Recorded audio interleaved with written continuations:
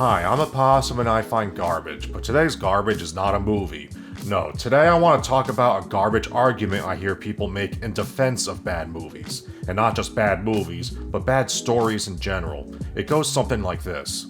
I don't care about plot holes. If the plot was strictly logical and characters behaved consistently with their characterization and motivations, it would be boring. I think it's more important for a story to be emotionally satisfying than to make sense.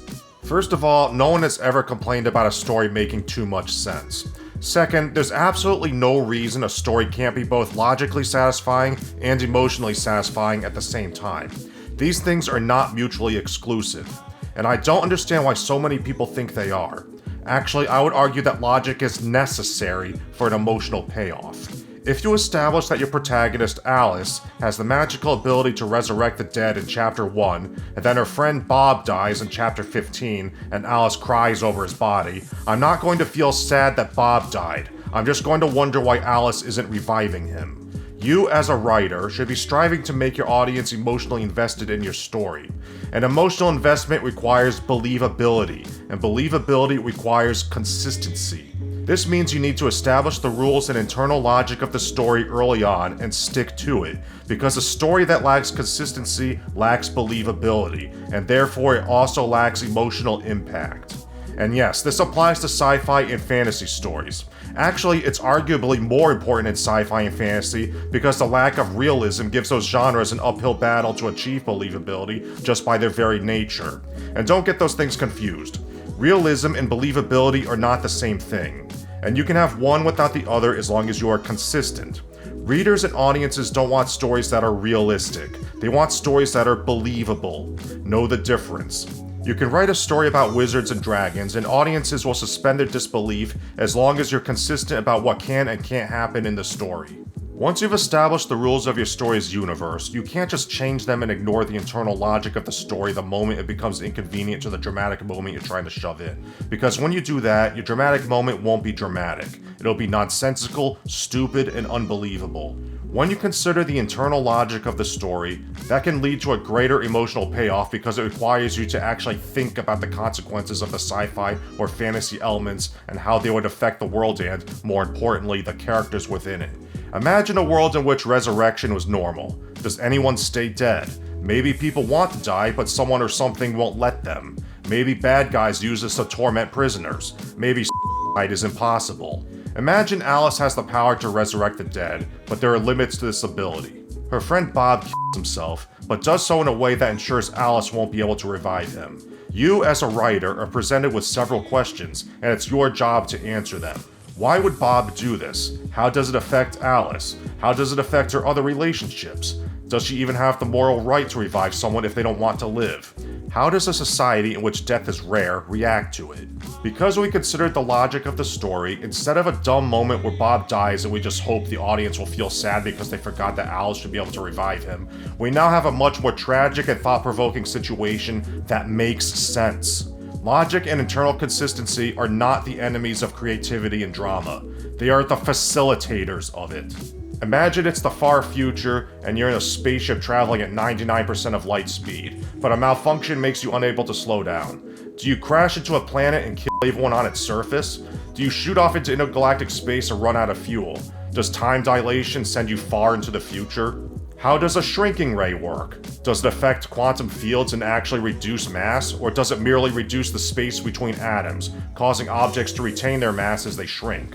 Do shrunken people freeze to death almost instantly from losing body heat too fast due to their greater surface-to-volume ratio? What are the potential problems and conflicts that can arise from these implications? Why would a supervillain keep committing crimes in the same city as the hero who keeps foiling them? Are they secretly in love with the hero but they don't know how to express it?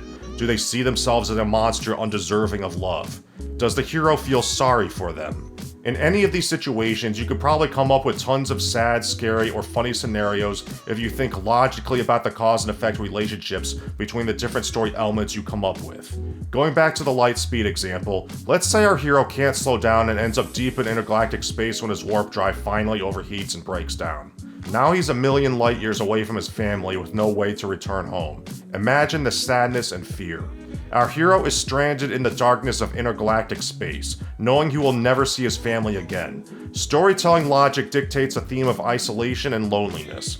How do we make this theme persist throughout the story? Maybe our hero's spaceship is equipped with an AI he can talk to. Maybe the AI can simulate human interaction, but just barely. Maybe our hero can survive for years with his advanced life support, and the AI is programmed to keep him from harming himself. Or maybe our hero finds a rogue planet that's totally dark and frozen, except for a single faint heat source which he can't identify. He can reach the planet with his conventional thrusters, but does he dare approach it? Now we have mystery and horror potential. It's important to point out that no one who reads your story or watches your movie or whatever is ever going to find themselves stranded in intergalactic space. But it's still a relatable situation because we can understand isolation and helplessness, and we can relate them to our real-world circumstances. You're never going to be stranded in space, but you know what isolation feels like. You also never got to fight a dragon, but you can understand what it feels like to face overwhelming odds.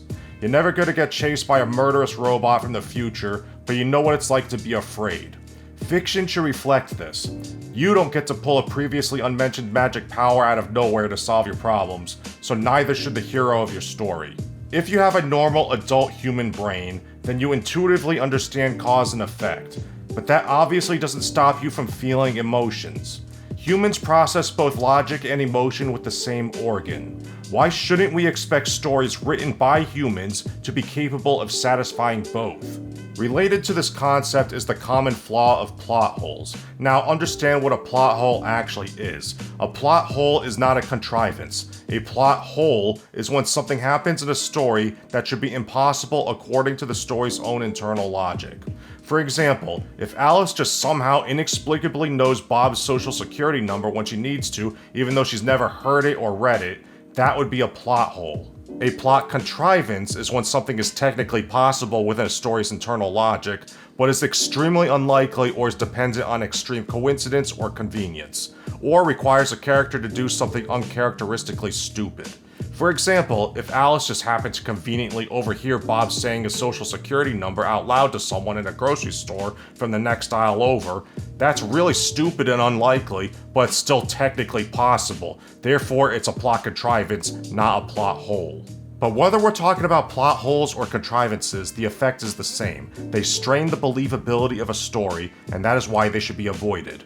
Not all plot holes and contrivances are created equal. Some are worse than others, some are less noticeable than others, and some are more forgivable than others. But no story is ever improved by their presence. As I've already established, an emotional investment requires believability, and believability requires consistency, so anything that undermines the believability of a story necessarily undermines its potential emotional impact. This is why logic is important. A lack of logic can only harm a story.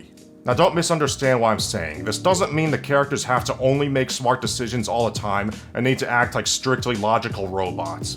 But a character's behavior does need to be consistent with how they have been characterized, and any deviation has to be justified by the circumstances of the story.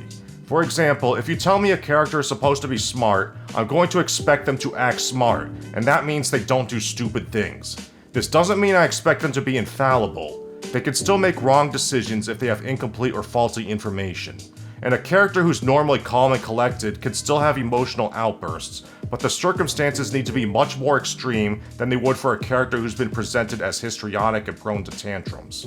A rational character should only become irrational when rationality does not avail them. I really want to impress upon anyone listening to this who's planning to write anything. A character who can and will do anything is indistinguishable from a character who has no traits. A character who just does whatever the writer needs them to make the plot happen how they want is not a character. They are just a living plot device. F. Scott Fitzgerald once said, "Action is character." This means characters are characterized not by what they say or what we're told about them, but by what they do. And since what a character does is informed by their motivations, this means characters and their motivations are inexorably linked. This is why it's so important for a character to only do things that are consistent with their motivations, unless the specific circumstances of the plot force them to do otherwise. And understand what I mean by that. The character should never do something contrary to the motivations or characterization just because the plot needs them to, for the story to play out how you want it. Nothing should happen just because it's convenient to the writer. There has to be a narrative justification. Why is the character doing something they wouldn't normally do? What extreme circumstances make them act contrary to their motivations? If Alice has spent the whole story preparing for a big game which she absolutely must win, she isn't going to miss the game or throw it unless something forces her to make that sacrifice. And the story should force her to make a sacrifice, but there has to be a reason for it other than the convenience of the writer. Maybe she needs to miss the game to save Bob, or maybe Bob is her rival but she decides it's necessary for him to win for some greater purpose. Whatever the reason, the sacrifice reveals what's truly important to Alice and who she is as a character. But that's only if she does it for a good reason that makes sense. The sacrifice must be believable. And when you have a believable character who makes a believable sacrifice, you get emotional resonance. But this is only possible through logical consistency. It's really easy to convince yourself that plot holes don't matter, or that your story doesn't need internal consistency or logic, and that characters can just do whatever regardless of how they've been characterized, because that makes writing easy. Everything's easy when you just tell yourself nothing matters. It sounds good, it sounds liberating. It's giving yourself permission to just do whatever without any forethought. But things do matter. You want your readers and audience to care about your story, so you need to make it matter to them. If you don't care, then they won't either. Sure, you might get a few dumb fanboys who are easily impressed by the bait you put out for them, like flashy fight scenes and nostalgia, and those dumb fanboys will make excuses for you and the low quality of your work. But if you want to write something that future generations will care about, then you can't just aim for the audience with the lowest standards who will just lap up whatever you give them, and then forget about it and move on to the next thing. You don't want to make disposable entertainment, not in an era when you can so easily be replaced by AI, and those audiences don't care whether or not their entertainment is even made by a human. Don't fool yourself into thinking you can achieve an emotional impact simply by showing a character laughing or crying, or breaking character just to make the plot happen. If you want to write an emotional story, then you need believability, you need consistency, and you need logic. I guess that's all I have to say about this topic, at least for now. Here's a challenge for my audience. In the comments below, tell me about a movie, TV show, book, or video game that you just couldn't get into because of plot holes or any sort of inconsistency.